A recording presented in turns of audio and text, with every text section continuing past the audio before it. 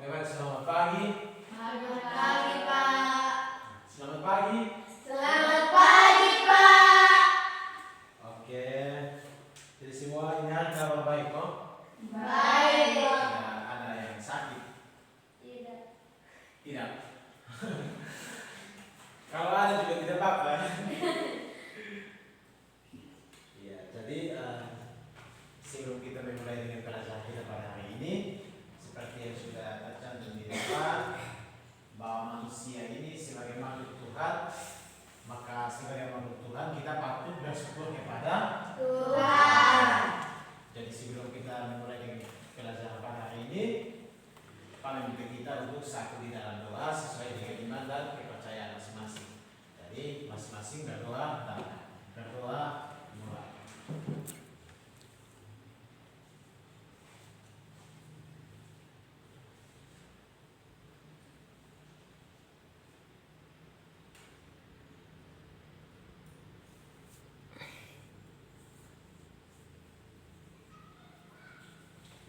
Doa selesai.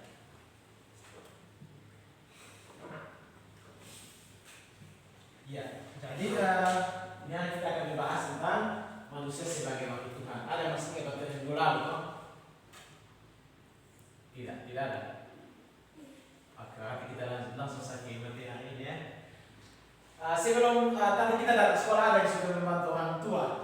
Ada. Bagaimana keresahan anak-anak ketika membantu orang tua? Apakah kita membantu karena paksaan atau karena kita tahu bahwa hidup manusia itu saling bergantungan, jadi harus membutuhkan orang lain, begitu? Iya, Pak. Jadi itulah bentuk dari manusia sebagai makhluk Tuhan, individu dan sosial. Nah, coba kita baca bersama. Ya. Jadi untuk memahami hakikat manusia atau esensi manusia merupakan sebuah perjalanan hidup, di mana kita sebagai guru dan juga siswa bisa tahu menempatkan diri bagaimana kita ada di dalam alam semesta. Jadi perjalanan untuk mengenal diri sendiri alam semesta adalah kita harus tahu bahwa hakikat manusia itu seperti apa. Yaitu yang pertama, manusia adalah ciptaan Tuhan yang paling sempurna. Di dalam ilmu agama atau di dalam mata pelajaran agama kita tahu bahwa manusia itu diciptakan pada hari yang Ketujuh. hari yang ya. Kenapa manusia diciptakan pada hari yang ke-6? Ada yang tahu? Ya. Kalau manusia diciptakan pada hari pertama, berarti manusia akan tidak diciptakan. Itu hanya firman dari Allah. Allah berfirman pada hari pertama, maka jadi ada. Jadi penciptaan yang lain itu Allah yang berfirman. Tapi kenapa manusia diciptakan dengan tangan? Karena manusia itu sempurna. Ya. Jadi dikatakan sempurna, maka manusia itu dibekali dengan akal. Jadi akal itu apa? Akal itu pikiran. Jadi di dalam biologi makhluk hidup ada berapa? Ada berapa? 3. Yaitu Tanaman, hewan, dan manusia. jadi makhluk hidup itu ada 3. Tapi yang memiliki akal itu adalah manusia. Maka patutnya kita menyebut manusia sebagai makhluk yang sempurna. Ya, jadi yang kedua itu secara garis besar kita akan membahasnya setelah ini. Yang kedua individu. Ya, jadi manusia itu adalah makhluk individu, Individu itu kan memiliki uniknya tersendiri. Yang ketiga makhluk yang bersosial. Berarti hidupnya berkelompok atau berorganisasi.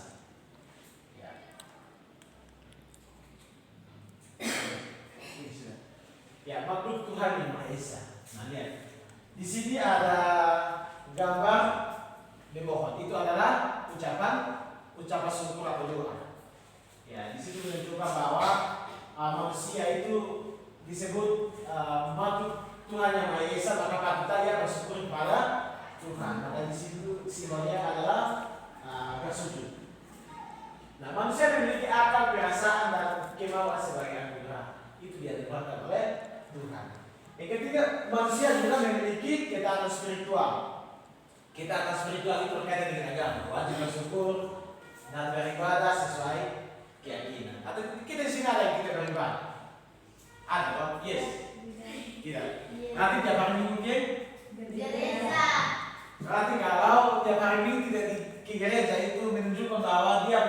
Tuhan yang Maha Esa. Yang keempat, menjalankan perintah atau larangan Tuhan. Coba salah satu sebutkan apa yang Tuhan larang. Bisa. Pokoknya yang Tuhan saudara Tuhan. Yang Tuhan tidak suka itu apa? Tidak mencuri. Ya, tidak mencuri. Apa lagi? Tidak berbohong. Tidak berbohong. Apa lagi? Hormatilah ayah dan ibu. Ya, hormatilah ayah dan ibumu, itu sebut hukumnya. Yes, bisa. Yang Tuhan tidak mau kita apa? Atau Tuhan mau untuk kita tidak boleh berkeringat. Ya. Ya, berarti melalui pembelajaran ini kita tahu bahwa manusia memiliki akal menjadi makhluk Tuhan yang Maha Esa, berarti menjalankan perintah sesuai dengan pencipta. Apa yang dikehendaki oleh pencipta, yaitu menjalankan perintah yang dilarangkan. Seperti dalam agama kita tahu bahwa Tuhan melarang Hawa dan Adam untuk tidak mengikuti buah larangan. Karena kita akan jatuh ke dalam dosa. Itu sederhananya begitu. Jadi hari ini kita bisa tahu bahwa manusia sebagai makhluk Tuhan yang Maha Esa berarti yang pertama memiliki penciptaan yang ilahi, anugerah fitrah manusia, ketiga keadaan spiritual, dan menjalankan perintah yang dilarang. Bisa paham kok? Bisa, Pak. Kita lanjut. Ya, coba kita sama-sama baca makhluk individu. Ya, manusia juga disebut makhluknya individu. Individu itu bahasa sederhananya adalah per orang, per individu atau per orang. Berarti masing-masing memiliki perbedaan, keunikan. Nah, coba kita perhatikan mana. Coba siapa yang di sini bisa sebutkan perbedaan antara manusia dengan manusia yang lain. Contoh, ayah bedanya dengan Wanda. Itu dia, bedanya dia. Pasti bukan juga beda. Bisa dong, bisa bedakan, bisa paham? Bisa, Pak. Makhluk individu. Setiap manusia adalah pribadi yang unik dan berbeda. Ciri khasnya seperti apa? Coba kita lihat. Coba ini bisa baca. Ya ini. Ya. Yang pertama itu ciri fisik. Jadi Yes juga diciptakan oleh Tuhan. Neni juga diciptakan oleh Tuhan, tapi kita memiliki perbedaan. Itu ciri fisik, penampilan, tinggi badan, warna kulit. Yang ketiga sifat. Yang satu pasti sukanya emosi, yang satu pasti sukanya pukul orang, yang satu sifatnya menipu, berbohong. Berarti memiliki perbedaan. Kemampuan. Ya. Jadi di antara kita ini pasti ada yang memiliki kemampuan atau kelebihan. Dia sukanya hobi menggambar bagus, berarti dia punya kemampuan. Atau dia menyanyi terlalu bagus, dia suka main musik, bermain bola voli, berarti memiliki perbedaan kemampuan fisik. Ya, bisa baca di sini ya. Bisa, Pak. Ya. Kebutuhan, ini kebutuhan dan pengembangan diri. Berarti sebagai manusia yang unik juga membutuhkan kebutuhan dan pengembangan diri. Seperti yang sudah kita pilih di sini, yaitu kebutuhan fisik, makan, minum. Berarti manusia ini harus makan dan minum. Seperti makhluk-makhluk lainnya. Tumbuhan juga minum atau tidak? Minum. Minum. Kalau hewan? Minum. Berarti manusia juga sama, tapi yang menjadi keunikan di manusia itu adalah memiliki akal. Ya. Sekarang kalau manusia ini beda, toh. Jadi kalau kita bertindak sudah di luar kendali manusia, berarti kita disebut bisa orang bilang dia itu bukan manusia. Padahal kita ini manusia. Ya, jadi setiap manusia itu wajib untuk mengembangkan setiap potensi yang ada di dia punya pribadi masing-masing. Seperti yang ada di sini, rasa kasih sayang, rasa aman, penghargaan, itu dia berhak mendapat itu. Wajib mengembangkan bakat dan minat. Ya, di sini ada yang mempunyai bakat dan minat, toh. Dia hobi apa? Ya, Wanda hobinya apa? Benar, Neni main voli, Tio menggambar. Yes, main voli, bisa semes. Ayah. Ya, benar. Jadi masing-masing berhak untuk mengembangkan potensi yang ada dalam dia. Contoh ayah harus kembangkan terus. Tanpa ada yang harus menghalangi atau ada yang provokasi. Kamu tidak boleh kembangkan itu sudah. Berarti tidak boleh. Karena kita memiliki bisa kau paham. Jadi sederhananya tentang makhluk individu itu memangkas dan kebutuhan dan keinginan diri, dimana kita berhak untuk mengembangkan potensi yang ada dalam diri. Bisa kok? Bisa paham? Bisa, Pak. Oke. Kita lanjut. Ya, manusia sebagai makhluk Sosial. coba kita perhatikan gambar yang ada di sini. Ya. Ini ada berapa orang? Ada satu orang atau banyak orang? Banyak orang. Ya, di situ menunjukkan bahwa ternyata manusia itu tidak bisa hidup sendiri. Ya. Manusia tidak dapat hidup sendiri tanpa bantuan orang lain. Itu yang dimaksudkan, atau itu pengertian sederhana dari makhluk sosial. Coba kalau Wana hidup sendiri di hutan, tiba-tiba sakit, siapa yang bantu? Ya, berarti membutuhkan orang Lain. ya, saling membutuhkan dan dari interaksi dalam memenuhi kebutuhan. Berarti kalau di dalam ruangan kita harus mengimplementasikan manusia sebagai makhluk sosial. Kalau ini tidak ada blueprint, berarti kita harus bantu ya. Saya ada pula silahkan pakaian. Ya, itu namanya manusia sebagai makhluk sosial. Ya, bergotong royong, meningkatkan kebersamaan dan meringankan beban pekerjaan, membantu teman, menghargai perbedaan. Ya, jadi kita juga memiliki perbedaan. Bisa paham loh? Bisa. Ya, jadi diharapkan setelah selesai pembelajaran ini kita bisa menjelaskan, atau ketika kita bisa mendengar orang bilang manusia itu makhluk sosial, berarti kita sudah bisa membayangkan makhluk sosial itu seperti apa. Kita tidak bisa hidup sendiri. Bisa toh? Yes, bisa. Ya.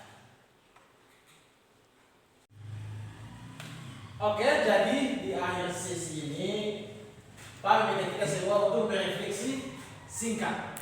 Jadi per individu. Jadi mengapa Pak meminta kita untuk berefleksi? Karena setiap materi itu membutuhkan implementasi atau penerapan. Jadi setiap materi itu tidak hanya kita belajar untuk kita simak sebagai ilmu, tetapi untuk diterapkan. Maka dari sini Pak meminta kita semua untuk masing-masing mengeluarkan pemahamannya tentang pelajaran hari ini. Bisa? Bisa, Pak. Oke, jadi nanti Pak akan memberi kesempatan setiap orang ini memberikan pemahaman atau yang dia paham tentang materi hari ini. Dimulai dari orang yang pertama, yaitu Tio. Silakan Tio. Apa yang Tio paham tentang materi hari ini dari awal, pertengahan hingga yang terakhir? Yang saya ingat tentang materi hari ini adalah manusia sebagai makhluk Tuhan yang Maha Esa, karena manusia diciptakan oleh Tuhan yang Maha Esa. Oke, kita berikan tepuk tangan kepada kita. Manusia disebut sebagai makhluk Tuhan yang Maha Esa karena manusia itu diciptakan oleh Tuhan yang Maha Esa. Oke, selanjutnya Wan. Yang saya ingat dalam materi hari ini adalah manusia sebagai makhluk Tuhan yang Maha Esa, karena manusia memiliki akal, perasaan, dan keamanan sebagai anugerah. Ya, jadi kita harus tahu bahwa manusia itu memiliki akal. Ya, jadi pemahaman manusia dikatakan sempurna yaitu memiliki akal. Maka manusia disebut sebagai makhluk Tuhan yang Maha Esa. Oke, selanjutnya Ayah. Yang saya pahami tentang materi hari ini adalah manusia sebagai makhluk individu. Jadi, setiap manusia adalah pribadi yang unik dan berbeda. Ya, manusia adalah pribadi yang unik dan berbeda. Kita beri tepuk tangan kepada Ayah. Oke, lanjut lagi kepada orang yang berikut. Sabar. Jesse. Oke, silakan. Yang saya ingat terkait pembelajaran hari ini adalah manusia sebagai makhluk individu. Karena manusia memiliki ciri khas individu yang berbeda seperti ciri fisik dan sifat. Oke, jadi manusia dikatakan apa tadi? Manusia dikatakan makhluk individu karena memiliki perbedaan sifat dan apa tadi Jesse bilang? Sifat dan ciri apa? Ciri fisik dan sifat. Ya, keren. Coba Yes. Pemahaman saya tentang kemampuan materi hari ini adalah manusia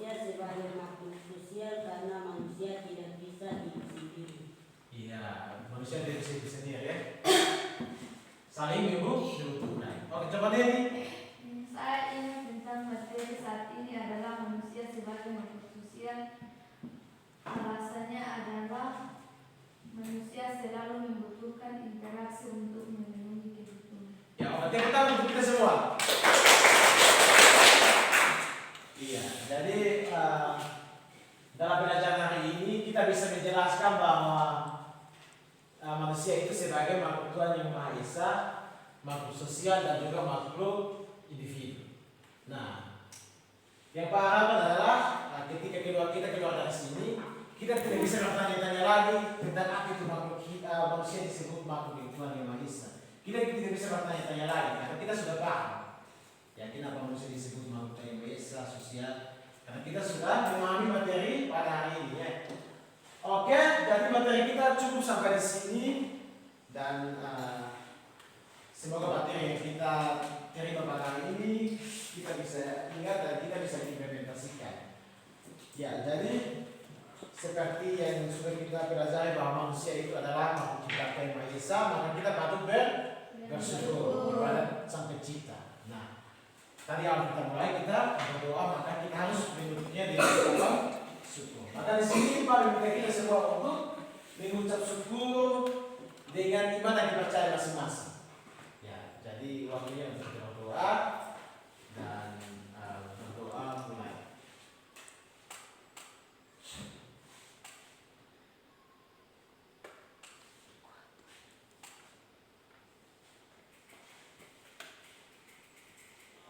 Oke, berdoa selesai. 1, 2, 3.